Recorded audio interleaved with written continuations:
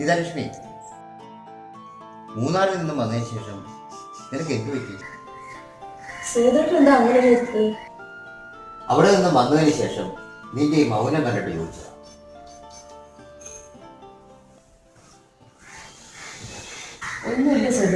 എല്ലാം തോന്നുന്നു.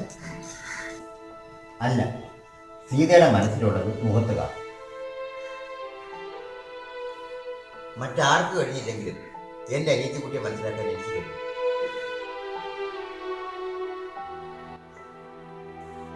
നിന്നോട് ഞാനൊന്ന് ചോദിച്ചോട്ടെ?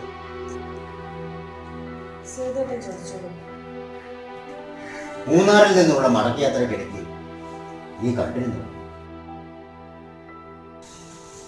മനസ്സിൽ നേരത്തെ ഉറപ്പിച്ചതല്ല, അങ്ങോട്ടും ഇങ്ങോട്ടുള്ള യാത്രക്കിടയിൽ ഓർത്തതുമില്ല. പിന്നെ എങ്ങനെ സംഭവിച്ചു? പിന്നെ എങ്ങനെ മനസ്സിൽ തോന്നി? എനിക്കറിയാം, നിനക്ക് കാണാതിരിക്കാനാണ്. കണ്ടിട്ട് എന്തൊരു വിശേഷം? കാണണ്ടായിരുന്നു, അത്രയ്ക്ക് മോശമായിരുന്നു അവസ്ഥ. പറഞ്ഞിട്ട് കാര്യമില്ല, ഇത്രയൊക്കെ ആയിട്ടും നിനക്ക് കാണാൻ വിലക്കുണ്ടായില്ലല്ലോ.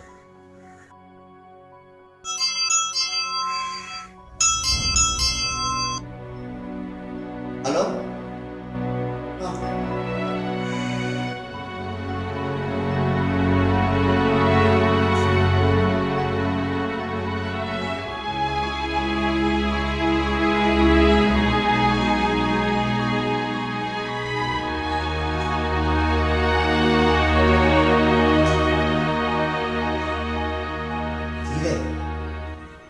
മനസാന്നിധ്യം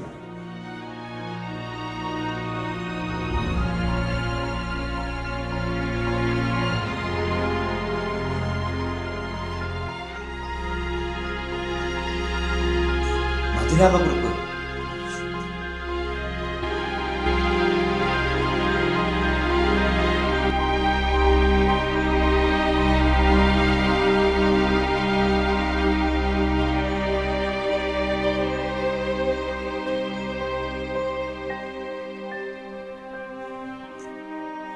ഇവിടെ നിന്ന് കരഞ്ഞിട്ട് കാര്യമില്ലല്ലോ. പോകണമെങ്കിൽ നിനക്ക് പോകാം. അവസാനം പറയരുത് മധുരാപുരിയിൽ നിന്ന് ആരും വിട്ടില്ലെന്ന്. മധുരാപുരിയിലെ ആരുടെയും ഔദാര്യം സീതാലക്ഷ്മിക്ക് വേണ്ടെന്നറിയാലോ. മരിച്ചു എന്ന് പറഞ്ഞ മധുരാമക്കുറിപ്പ് എന്റെ ഭർത്താവാണ് എന്ന് കരുതി ആരും അയാളെ തള്ളി പറയാത്തക്ക യോഗ്യരല്ല. അറിയാം, മധുരാമക്കുറിപ്പിനോട് എനിക്ക് വിരോധമൊന്നുമില്ല. പക്ഷേ ഉണ്ണിക്കുട്ടൻ വേണ്ട, ഇനി അതിനെ കുറിച്ചുള്ളൊരു സംഭാഷണം വേണ്ട. സേതുവേട്ട, കർമ്മങ്ങളൊക്കെ മംഗളമായിട്ട് നടക്കണം. അതിന് സേതുവേട്ട മട്ടാഞ്ചേരിക്ക് പോകണം. ഞാൻ തരിച്ചു പോകാൻ അറിയപ്പെടുന്ന ഒരു എഴുത്തുകാരുടെ ഭർത്താവാണ് മരിച്ചത്. അത് ശരിയല്ല. സീത ചെന്നില്ലെങ്കിൽ അത് ശരിയാവില്ല. പത്രക്കാരും ജീവിക്കാരും ഒക്കെ ഉണ്ടാവും അവിടെ. അറിയാം, പക്ഷെ പറ്റില്ല. ഒത്തിരി നാളിന് ശേഷം ഒന്ന് കണ്ടപ്പോൾ അവശതയായിരുന്നെങ്കിലും ജീവൻ ഉണ്ടായിരുന്നു. ചലനമറ്റ ശരീരം കാണാൻ എനിക്ക് വയ്യ.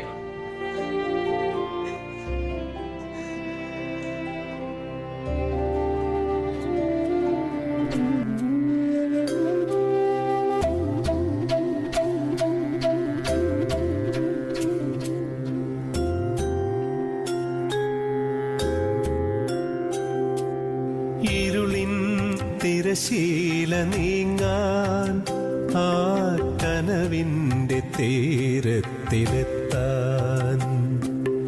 ഇരുളിൻ തിരശീല നീങ്ങാൻ ആ കനവിൻ്റെ തീരത്തിലെത്താൻ.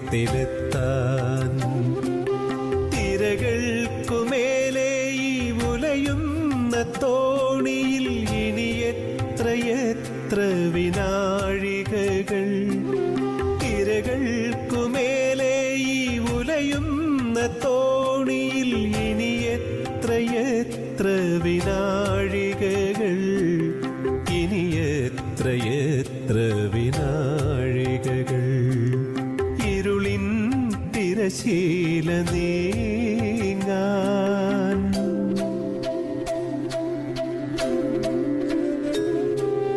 കരിമുകിൽ വാനിൽ നിറഞ്ഞു ആ താരാവെളിച്ചവും മാഞ്ഞു. കരിമുകിൽ വാനിൽ നിറഞ്ഞു ആ താരാവെളിച്ചവും മാഞ്ഞു. എങ്ങോട്ടെന്നറിയാതെ കാറ്റിൻ്റെ കൈകളിൽ ഇനി എത്രയെത്ര നിഷേധിനികൾ. ഇനി എത്രയെത്ര നിഷേധിനികൾ.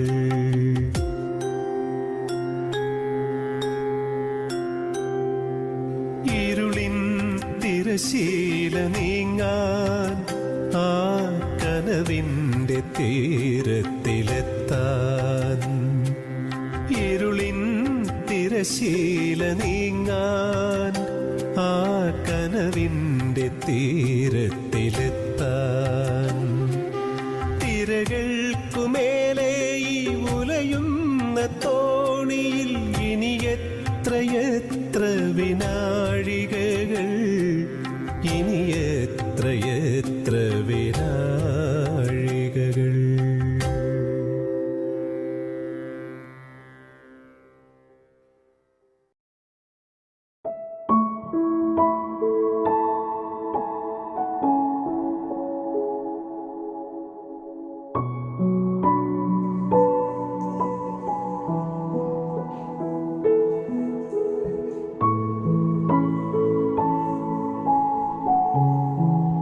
അതെ, എനിക്ക് ഒരു സമാധാനമില്ല.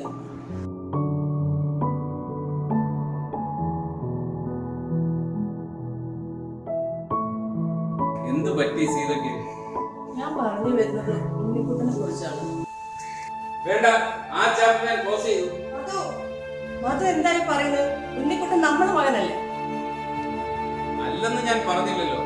അതിര് കടന്ന് ആത്മാർത്ഥമായി സ്നേഹിച്ചതിനുള്ള കൂലി അവൻ നമുക്ക് തന്നു. അങ്ങനെ പറയരുത്, അവ കുഞ്ഞല്ലേ. കുഞ്ഞോ? കൊള്ളാം. ഇനി പറഞ്ഞിട്ട് ഒരു കാര്യമില്ല.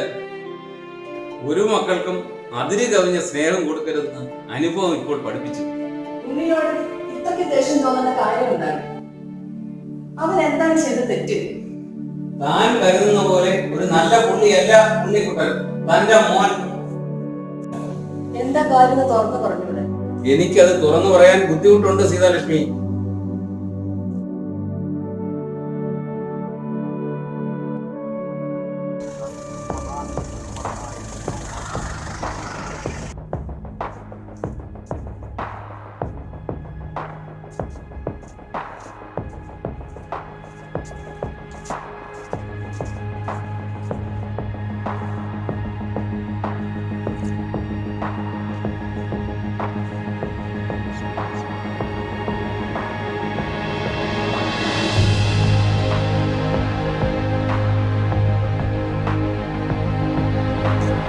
താനിങ്ങനെ കഥയും കവിതയും ഒക്കെയായി പത്രത്തിന്റെയും മാസികയുടെയും പുറകെ നടക്കുമ്പോൾ പലതും താൻ മറന്നുപോകുന്നു. ഞാൻ എന്ത് വേണം അത് പറയുന്നത്?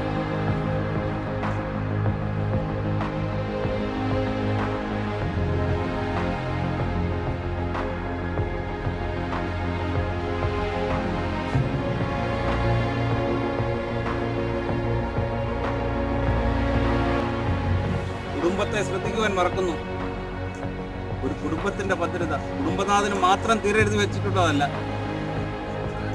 ഇത്ര കണ്ട് ശോഭിക്കാനും കാര്യങ്ങൾ സങ്കീർണമാക്കാനും തക്ക കാര്യങ്ങൾ എന്തുണ്ടായി?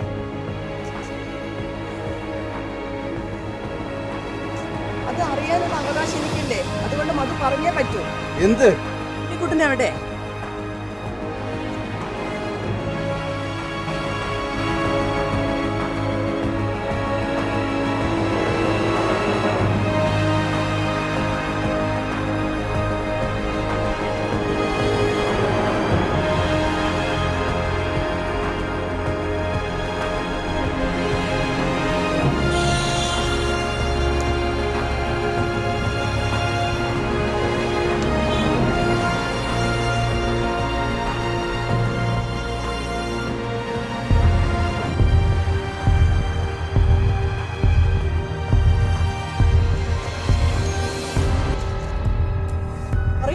എവിടെ ഉണ്ണിക്കുട്ടെ? എനിക്കറിയണം. എനിക്കറിയില്ല. അവന്റെ കാര്യം എന്നോട് ചോദിക്കുകയും വേണ്ട. മധു, എന്താ ഈ പറയുന്നത്? എനിക്കറിയണം. ഉണ്ണിക്കുട്ടൻ എവിടെയുണ്ടെന്ന് എനിക്കറിയണം. അറിഞ്ഞേ പറ്റൂ. ഞാൻ പറഞ്ഞില്ലേ, എനിക്കറിയില്ല. പിഴച്ച സന്തതി പോയ വഴിയെ തേടി നടക്കാൻ എന്റെ ആത്മാഭിമാനം അനുവദിക്കുന്നില്ല.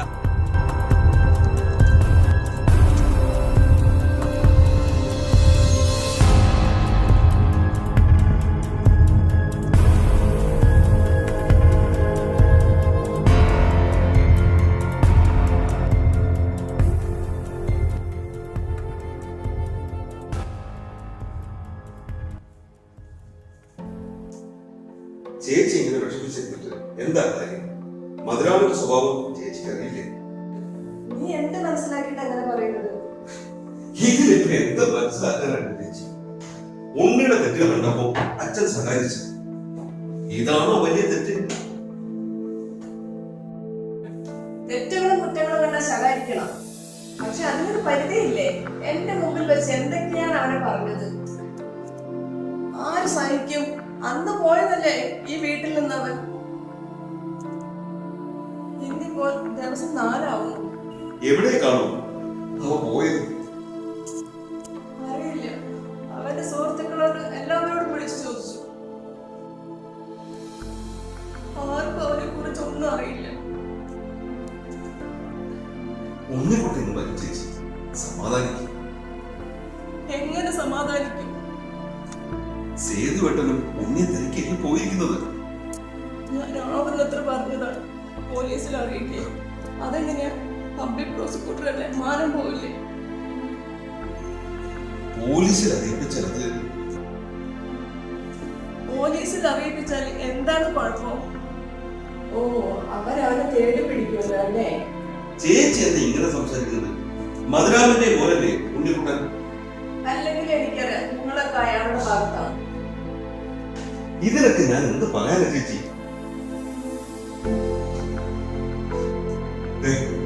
മനസ്സൊന്ന് ശാന്തമാക്ക. ഇരുളിൻ തിരശീല നീങ്ങാൻ ആ കനവിന്റെ തീരത്തിലെത്താൻ. ഇരുളിൻ തിരശീല നീങ്ങാൻ ആ കനവിന്റെ തീരത്തിലെത്താൻ. തിരകൾക്കുമേലെ ഈ ഉലയുന്ന തോണിയിൽ ഇനി എത്രയെത്ര വിനാഴികകൾ.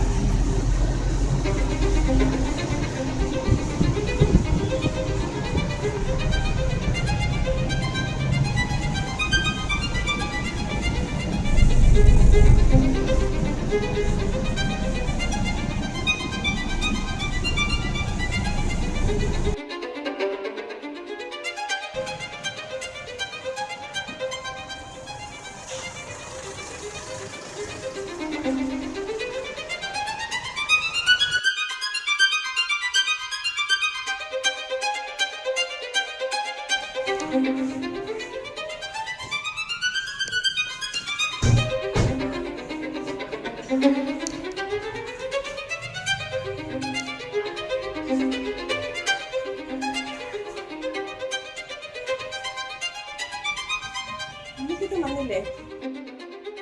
എന്താ ഒന്നും വേണ്ടാത്തത്? ഇങ്ങനെ കണ്ടില്ലേ? ഇന്ന് വന്നില്ലേ?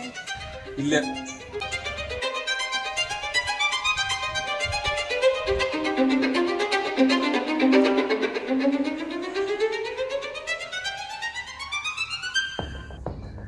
ഞാനും സേറും കൂടി ഒരുപാട് കണ്ടു കിട്ടിയില്ല.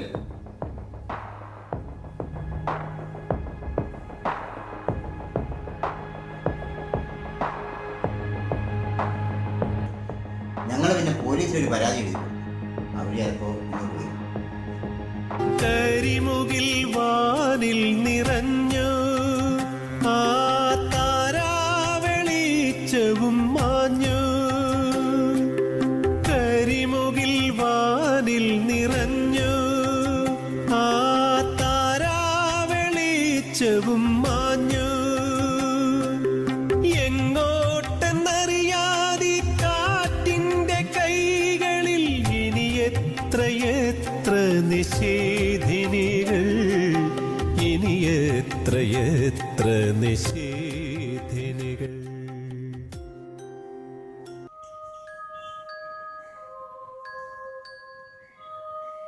സീതേ, സീതേ,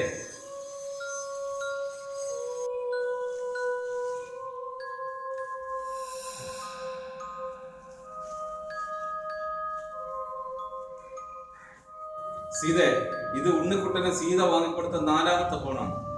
ഇത് ഉണ്ണിയുടെ ഫോൺ. എത്രയോ ഗുരുതരമായ തെറ്റുകളാണ് അവൻ ചെയ്തിരിക്കുന്നതെന്ന് ഈ ഫോൺ പരിശോധിച്ചാൽ സീതയ്ക്ക് മനസ്സിലാകും. 10ാം ക്ലാസ് പാസ്സായതറിഞ്ഞപ്പോൾ ഞാൻ പോലും അറിയാതെ പ്രൊഫസർ സീതാലക്ഷ്മി മകന് സമ്മാനിച്ചത് വില കൂടിയ ഫോണാണ്. പ്രായപൂർത്തിയാകാത്ത മകന് ചുറ്റിയടിക്കാൻ ബൈക്കും കൈ നിറയെ കാശും കൊടുത്ത് നീ സ്നേഹിച്ചു. അതോ പ്ലീസ് പറയണം സീത എനിക്ക്, എങ്കിലേ എന്റെ മനസ്സൊന്ന് ശാന്തമാകും. സ്വസ്ഥമായി കിടന്നൊന്ന് ഉറങ്ങുവാൻ എനിക്ക് സാധിക്കും.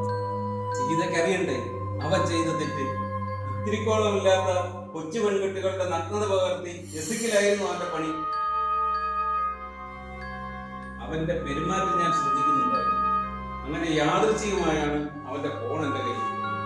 ഒക്കെ മനസ്സിലാക്കി എന്റെ മുന്നിൽ പിടിച്ചു നിൽക്കാൻ സീത ഇല്ലാതിരുന്ന സമയത്ത് അവൻ ഒരുപാട് പാടുപെട്ടു. അന്നാണ് ഞാനും അവന് തമ്മിൽ ക്ലാഷ് ഉണ്ടായത്. എന്നെ ധിക്കരിച്ച് സംസാരിച്ച അവനെ കൊല്ലാനാണ് എനിക്ക് തോന്നിയത്. ആ ദേഷ്യത്തിൽ അന്ന് എനിക്ക് അവനോട് എല്ലാം തുറന്നു പറയേണ്ടി വന്നു. എന്താണ് അവനോട് പറഞ്ഞത്? എല്ലാം. എന്ന് വെച്ചാൽ അവൻ ഉണ്ണിക്കുട്ടൻ നമ്മുടെ മകനല്ലെന്നുള്ള സത്യം. എന്താണ് ഈ പറയുന്നത്? ഈശ്വര, എന്തിനാണ് ഇതൊക്കെ നിങ്ങൾ അവനോട് പറഞ്ഞത്? അപ്പോഴത്തെ സാഹചര്യത്തിൽ എനിക്കത് പറയേണ്ടി വന്നു സീത. എന്നാലെങ്കിലും അവൻ നന്നാവട്ടെ, ശാന്തനാവട്ടെ എന്ന് വിചാരിച്ചു. വേണ്ടിയിരുന്നില്ല. അറിയാം സീത ഓർക്കുന്നുണ്ടോ എല്ലാം? വിശാഖപട്ടണത്തെ ആശുപത്രിയിൽ ആദ്യ പ്രസവത്തോടെ കുട്ടി മരിച്ച നമ്മൾക്ക് ഏതോ അവിഹിത ബന്ധത്തിൽ പിറന്ന ഒരാൺകുട്ടിയെ അന്ന് അവിടെ നിന്ന് കിട്ടിയപ്പോൾ നമ്മൾ ഒത്തിരി ആഹ്ലാദിച്ചില്ലല്ലോ. നമുക്ക് സ്വർഗമായിരുന്നില്ലേ? അവന് വേണ്ടിയല്ലേ നമ്മൾ ജീവിച്ചത്. പക്ഷേ സീതേ, സമാധാനിക്കണോ? ഞാൻ എല്ലാ അറിഞ്ഞുപോയതിലുള്ള സങ്കടവും നാണക്കേടും ഒക്കെ അവന് കാണും. അവൻ വരും സീതേ.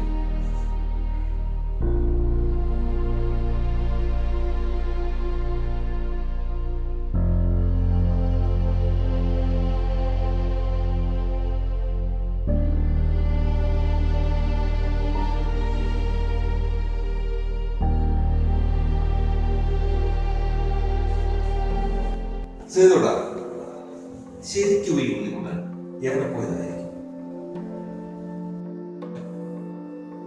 ഞാനും അത് തന്നെയാണ് ആലോചിക്കുന്നത്.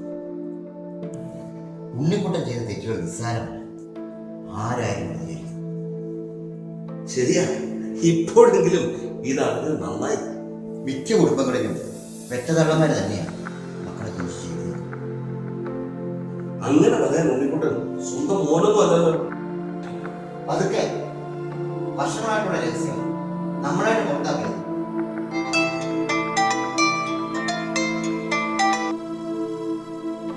ഹലോ,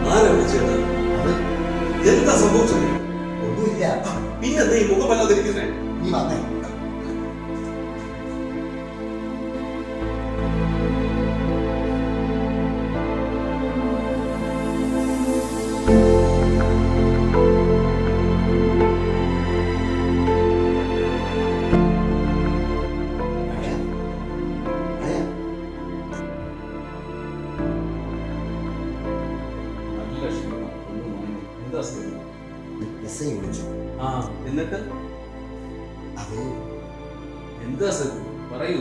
അത് നാഗർകോവിലെ സ്റ്റേഷനിൽ നിന്ന് വിളിച്ചു പറഞ്ഞതാണെന്നാ പറഞ്ഞത്. തെളിച്ച് പറയൂ. അവിടുത്തെ ഒരു ലോഡ്ജി 2 ദിവസം പഴക്കമുള്ള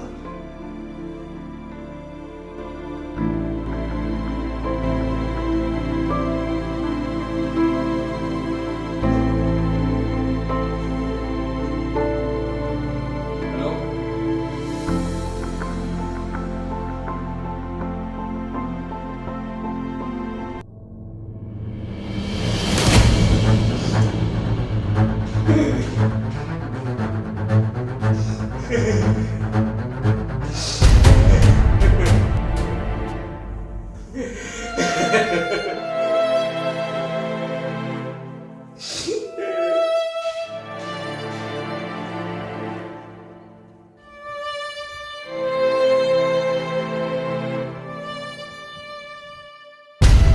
നിങ്ങൾ ഇനി ഒന്നും പറയണ്ട, എനിക്കൊന്നും കേൾക്കുകയും വേണ്ട. നിങ്ങളുടെ ന്യായീകരണം കേൾക്കാൻ എനിക്ക് ഭ്രാന്ത് പിടിച്ചു. പ്രൊഫസർ സീതാലക്ഷ്മിക്ക് ഇനി ആവശ്യം കുറച്ച് മനസ്സമാധാനമാണ്. സീതയുടെ സമാധാനം കെടുത്തിയത് ഈ ഞാനാണോ? തീർച്ചയായും. സീതേ, മധു എന്ത് ചെയ്തെന്നാ നീ പറയുന്നത്? അത് ശരി, മധുരാമക്കുറിപ്പ് എന്ത് ചെയ്തെന്ന് ചേട്ടൻ അറിയില്ലല്ലേ? അത് മനസ്സിലായി നിന്റെ രീതികളും. എന്റെ ദൈവമേ, മറ്റാർക്കും കൊടുക്കാത്ത ശിക്ഷ നീ എനിക്ക് തന്നു. അടച്ചിട്ട ലോഡ്ജ് മുറിയിൽ വിഷം കഴിച്ച് മരിച്ച് ജീർണിച്ച നിലയിൽ കാണാനായി നോക്കാൻ ഉണ്ണിക്കുട്ട നിന്നെ ഞാൻ വളർത്തിയത്. തൊട്ടു പോകുന്നത് നിങ്ങളല്ലേ? എന്റെ പൊന്നുണ്ണിയെ ഇല്ലാതൊക്കെ നിങ്ങൾ എനിക്ക് കാണണ്ട. ഇനി നമ്മൾ തമ്മിൽ ശരിയാവില്ല. ഇനിയൊരു ജീവിതം വേണ്ട. പോ പോ, എനിക്കിനി കാണണ്ട. പ്രൊഫസർ സീതാലക്ഷ്മിക്ക് ഇഷ്ടമല്ലാത്ത ഒന്നും തന്നെ ഈ 20 വർഷത്തിനുള്ളിൽ ബലരാമക്കുറിപ്പ് ചെയ്തിട്ടില്ല. എനിക്ക് ചേരുന്നതായിരുന്നില്ല സർക്കാർ വക്കീൽ സ്ഥാനം. സീതയുടെ നിർബന്ധം കൂടിയായിരുന്നപ്പോൾ ഞാനത് രാജിവെച്ചു. Sorry, I am really very sorry professor Seethalakshmi. Balaramakurup പടിയിറങ്ങുന്നു ഇന്ന് ഈ രാത്രി. അയ്യാ, എന്ത് മണ്ടത്തരം ഈ പറയുന്നത്? വേണ്ട സേതു, ബലരാമക്കുറിപ്പ് ഒരു മണ്ടൻ തന്നെയാണ്. ബലരാമക്കുറിപ്പ് മധുരാപുരി വിട്ട് പോകുന്നു ഇന്ന് തന്നെ. തടയരുതാരും.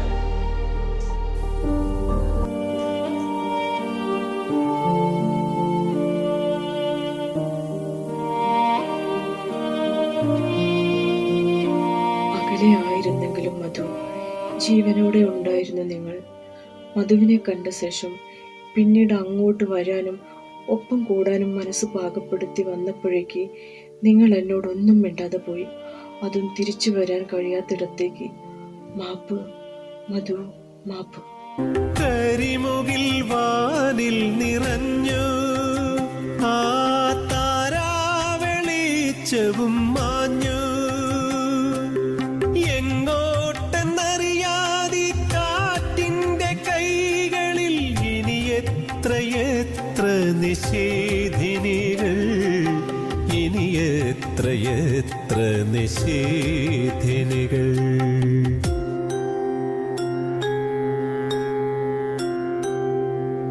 ഇരുളിൻ തിരശീല നീങ്ങാൻ ആ കനവിന്റെ തേർ